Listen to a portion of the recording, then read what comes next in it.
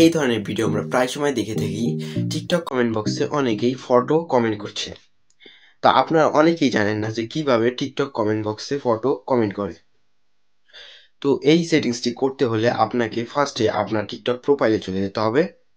TikTok প্রোফাইলে যাওয়ার পরে আপনি উপরে দেখতে পারবেন যে থ্রি লাইন আছে, থ্রি লাইনে ট্যাপ দিবেন।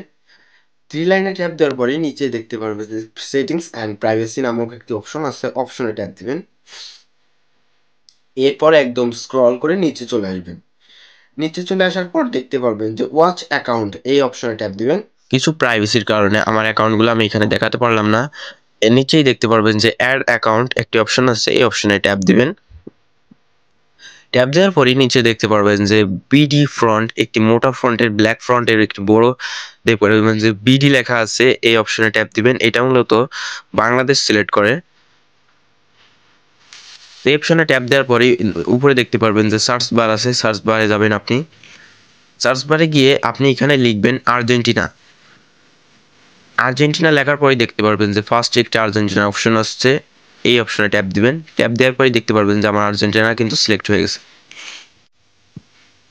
এরপর আপনি তিনটা অপশন পাবেন, একটি হচ্ছে ফোন নাম্বার এবং ইমেইল, দ্বিতীয়টা হচ্ছে ফেসবুক, আর তৃতীয়টা হচ্ছে গুগল। আমি গুগল সিলেক্ট করে দিলাম। এরপর আপনার এই বার্থডে সিলেক্ট করতে হবে। আপনি এখানে নিজের মতো আপনার জন্মদিন সিলেক্ট করে নেবেন। আমি আমার মতো এখানে সিলেক্ট করে নিচ্ছি। তো সিলেক্ট হয়ে গেলে আপনি উপরে দেখতে পারবেন যে নেক্সট বাটন আছে, নেক্সট বাটন ট্যাপ দিবেন।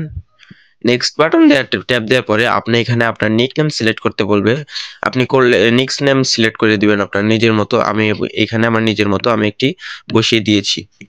তারপর নিচে কনফার্ম বাটনে ট্যাপ দিবেন। কংগ্রাচুলেশন, সাকসেসফুলি আমার অ্যাকাউন্ট কিন্তু ক্রিয়েট হয়ে গেছে। এরপর আমি আপনাদের দেখাবো যে কিভাবে আপনি টিকটক কমেন্ট বক্সে কিভাবে ফটো কমেন্ট করবেন। তো এরপর আমি আপাতত আপনি একটা টিকটক কমেন্ট বক্সে চলে আসছি। এর নিচেই দেখতে পারবেন যে আমার কিন্তু টেক্সটের পাশাপাশি @ এবং তার পাশে ইমোজি এবং তার পাশে কিন্তু একটি ফটোর অপশন চলে আসছে। তো আমি এই ফটোতে ক্লিক করে দিলাম। তো ক্লিক করা দেওয়ার পরেই কিন্তু আমাকে কিন্তু গ্যালারিতে নিয়ে চলে আসছে। এইখান থেকে আমি যে কোনো ধরনের ফটো আমি কিন্তু কমেন্ট বক্সে সেন্ড করতে পারবো।